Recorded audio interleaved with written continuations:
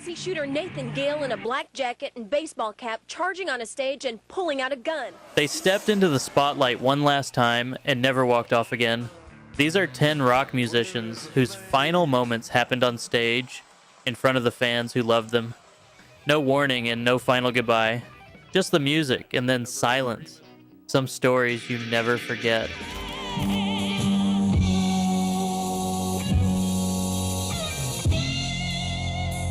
Start in 1972, and with a story that still sends a chill down your spine more than 50 years later. On May 3rd, guitarist Les Harvey took the stage with his band Stone the Crows at the top-ranked venue in Swansea, Wales. As he reached for the microphone, a massive surge of electricity shot through his body. The mic hadn't been properly grounded. In front of a horrified audience and his own bandmates, Les Harvey was electrocuted on stage. He was just 27 years old.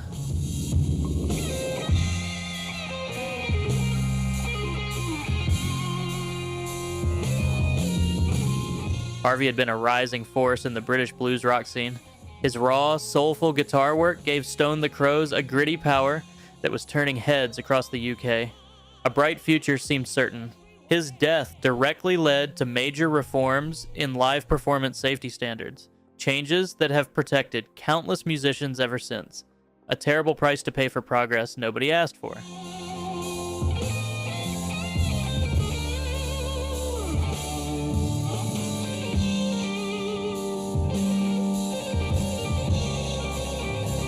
You can see shooter Nathan Gale in a black jacket and baseball cap charging on a stage and pulling out a gun. A tragedy that changed the industry.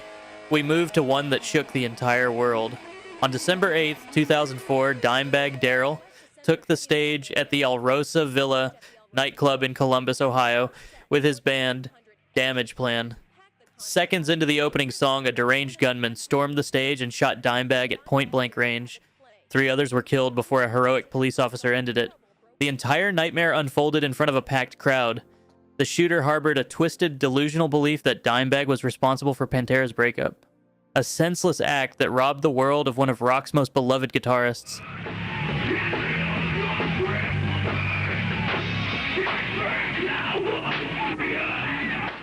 As the face-melting shredder behind Pantera, Dimebag helped define an era of groove metal. His playing was brutal, precise, and utterly unique. December 8th was already a dark day in rock history. The death of Dimebag Darrell made it almost unbearable.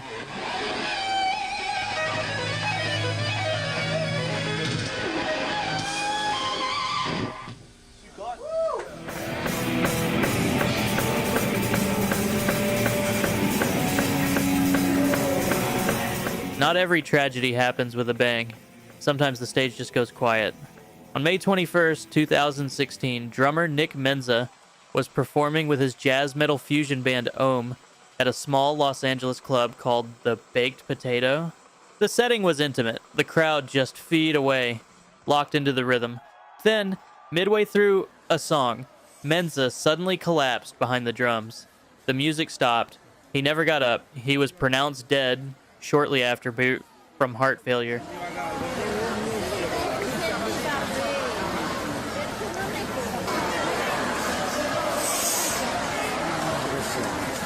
Menza had made his name as the thunderous backbone of Megadeth during their most celebrated years. Albums like Rust, In Peace, and Countdown to Extinction were defined by his tight, explosive playing, precision, meeting aggression in a way that helped set the standard for thrash metal drumming worldwide. Even after leaving Megadeth, he never stopped pushing himself. That curiosity and passion for the stage was still burning brightly the night it killed him.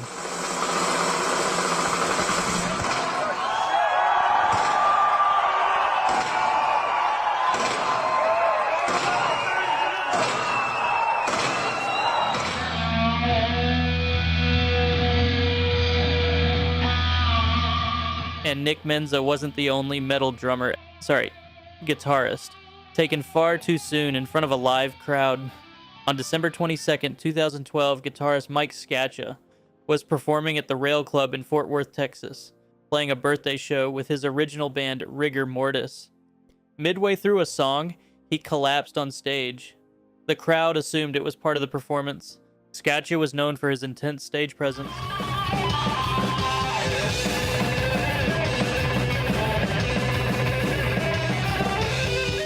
But the music stopped and he never got back up. A fatal heart attack. He was just 47 years old. Scaccia was best known for his work with Industrial Metal Pioneers Ministry, where his lightning-fast tremolo picking became a signature part of their ferocious sound. Offstage, Mike was known as humble, generous, and deeply dedicated to his craft.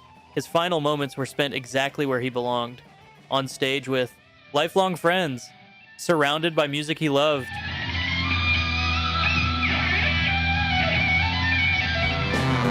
I hear a voice in the back of the room. From the loud and aggressive to something altogether more haunting.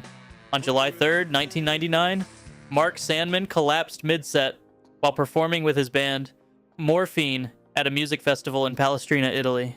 He slumped on stage in the middle of a song and never regained consciousness. Despite immediate medical attention, he was pronounced dead shortly after from a sudden heart attack. Yeah, come on, little brother, I got something to say, come on. Sandman was unlike any other frontman in rock. He played a 2-string slide bass, sang in a deep baritone whisper, and led one of the most unconventional bands of the 90s. Morphine's sound was a smoky, hypnotic blend of jazz, blues, and alternative rock, moody, minimalist, and completely unlike anything else on the radio. Albums like Cure for Pain gained devoted cult followings. Sandman was the essence of cool, quiet, mysterious, endlessly creative.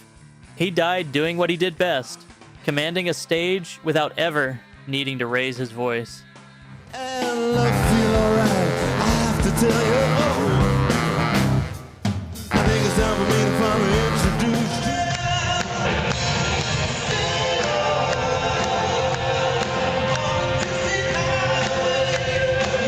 Some musicians simply never stop.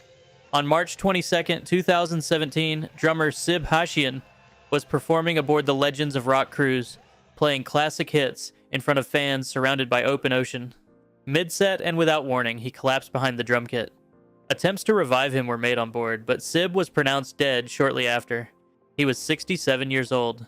Hashian rose to fame as the drummer for Boston, one of the biggest arena rock bands of the 70s. The drummer for the rock group Boston, Sib Hashian, has died.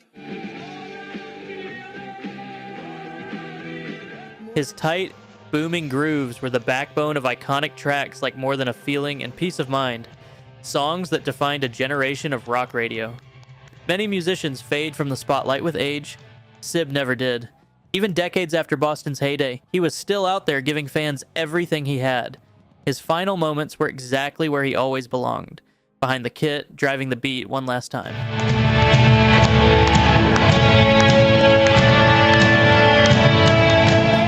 Come on now, to the Pharaoh's kitchen. If Sib Hashian never stopped performing, Bruce Hampton took that dedication to another level entirely. On May 1st, 2017, Hampton was center stage at the Fox Theater in Atlanta during his own 70th birthday celebration. Surrounded by friends, fellow musicians, and fans honoring his legacy, he collapsed during the final encore.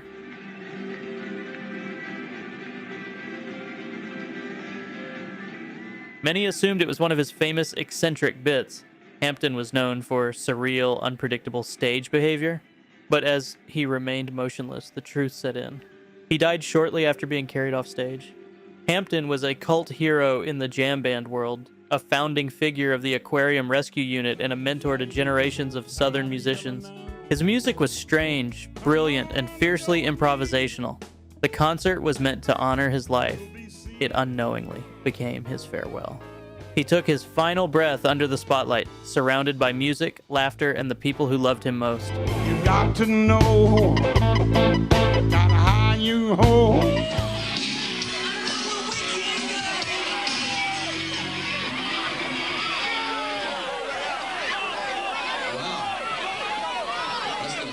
Most of the stories on this list involve one person. This next one took 100 lives in a single night. On February 20th, 2003, Great White took the stage at the Station nightclub in West Warwick, Rhode Island. Seconds into their set, a pyrotechnic effect ignited the soundproofing foam on the walls and ceiling. The flames spread with terrifying speed. Panic overtook the venue. Within minutes, the building was engulfed. Guitarist Ty Longley never made it out. Some witnesses reported he had escaped, but turned back, possibly to help others. I called them. I called them. Tammy, listen to me. Possibly to retrieve his gear. Nobody knows for certain. What is known is that he was among the 100 people who lost their lives that night in one of the deadliest nightclub fires in American history. He showed up that night to give fans a great show. The tragedy that followed was unimaginable. He deserved a very different ending to his story.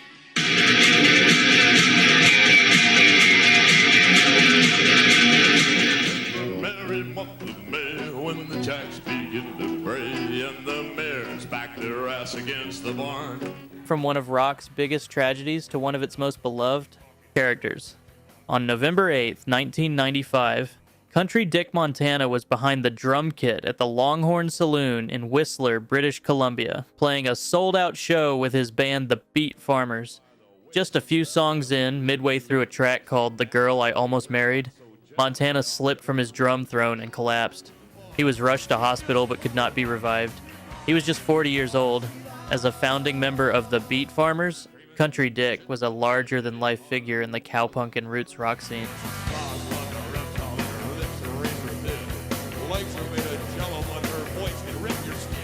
Part drummer, part frontman, part chaos agent, famous for spraying fans with beer and turning every show into something gloriously unpredictable.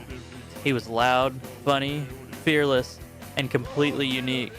And in true Country Dick fashion, he went out doing exactly what he loved in front of a crowd that absolutely adored him.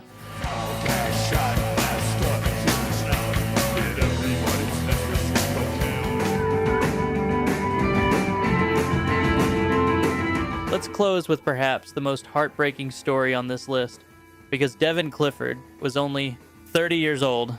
On April 16th, 2010, Clifford collapsed on stage approximately 40 minutes into a performance by You Say Party, We Say Die at the Rickshaw Theater in Vancouver. Lead singer Becky Ninkovich immediately asked the audience to call 911. Paramedics rushed him to hospital, where emergency neurosurgery was performed. He fell into a coma and never recovered, passing away 2 days later from a massive brain hemorrhage caused by congenital defects he had no way of knowing about.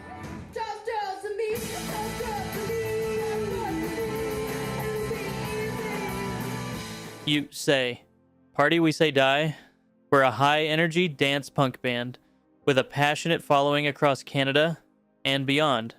Clifford was the rhythmic heartbeat of the group, someone for whom music meant absolutely everything. Out of respect for his memory, the band permanently dropped the words, We Say Die, from their name. Some losses simply can't be moved past.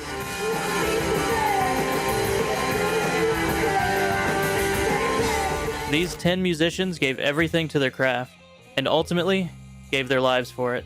Their stories remind us how fragile life really is, and how much courage it takes to step into that spotlight night after night. Keep their music alive. That's the best tribute any of us can offer.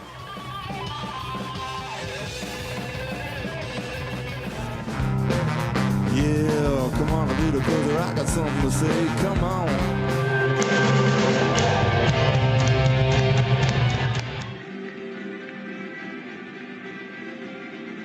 I called them. I called them. Tammy, listen to me.